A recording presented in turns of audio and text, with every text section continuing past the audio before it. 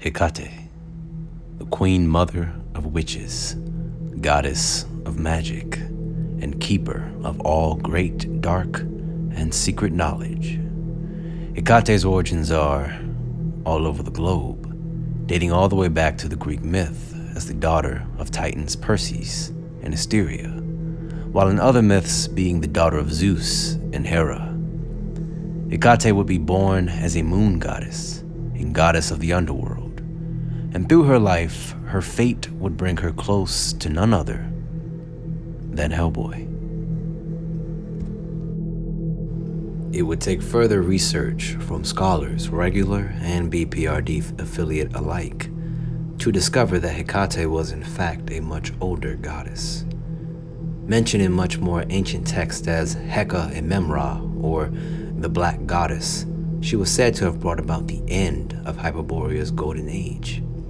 In Greek mythology, the Hyperboreans were a race of giants who lived beyond the north wind.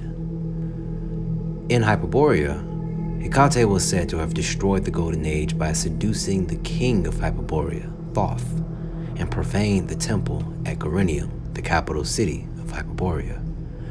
For her terrible actions, Thoth cursed her and turned her into the half-serpent she appears as, while also making her no longer able to bear the light of day. In the final days of Hyperborea, she came to amass many followers who worshipped her until the end of their era. This, of course, did not stop Hecate from spreading her influence, and worshippers showed up many places around the world, like Babylon and Mesopotamia. Roman playwright Gaius Didius even wrote that Nero, the fifth Roman emperor, kept a half-woman, half-serpent in a pool of blood in a secret chamber under his Colosseum. Didius stated that the blood was from the Christians that were torn apart from the games going on just above, and that in 313 AD, Emperor Constantine finally drove whatever the creature was away. In the year 1185, Alexis Ampulos, the Greek scholar and author, noted that Hecate found her resting place in a temple on the island of Skiros. It was there that she was attended to by her followers. Alexis went on to write that during the First Inquisition, Christian knights attacked her temple and pulled it down. But once again, Hecate managed to escape and hid near the island of Skopelos. Now we're off to 1492, where Greek fishermen discovered Hecate's petrified body in a sea cave. Mihail Gurescu, a Roman nobleman traveling in Greece, purchased Hecate's body from the fisherman. He then brought her body back to his castle and bathed her in ox blood, milk, honey, and oils until she was fully restored. Over time, Mihail built her a new temple on his castle grounds, where he began to worship her. 1513 brought a new development in Hecate's life when Mihail's son, Vladimir, died when he was thrown from his horse into an icy river. Hecate brought him back to life by placing a part of her own soul within him. This act of restoration turned him into what we humans call a vampire, and through that, Hecate became his goddess mother. Hecate transformed Mihail as well for his devoted service to her, but the downside of that transformation was that he was not restored to his youth, so he could enjoy his new eternal life.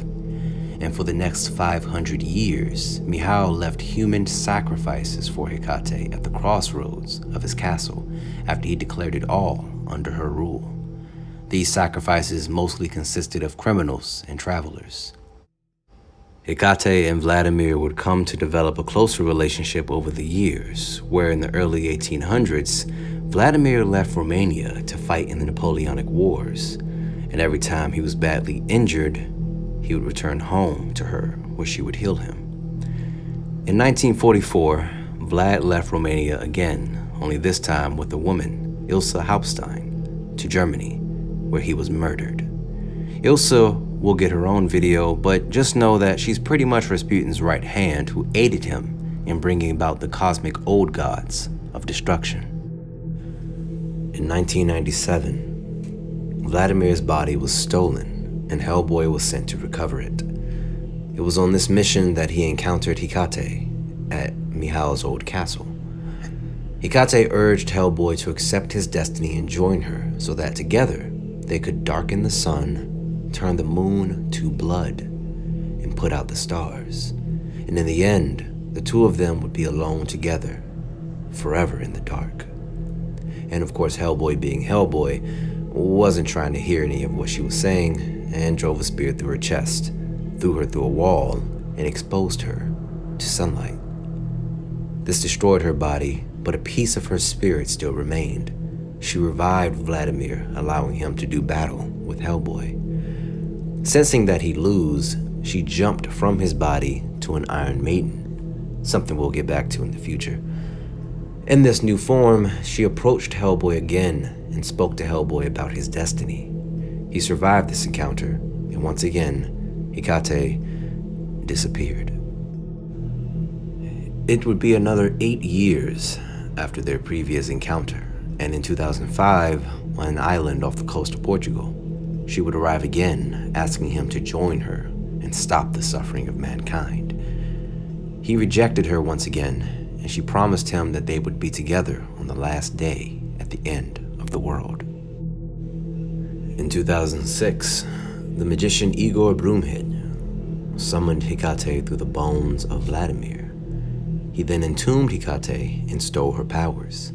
This, of course, did not work, and her powers overwhelmed him, turning him into a half-man, half-lizard. A short time after, Hecate would be called upon by a group of witches who would come to ask her how to deal with Hellboy, to which she would give no reply, and the world would no longer hear from Hecate. For now.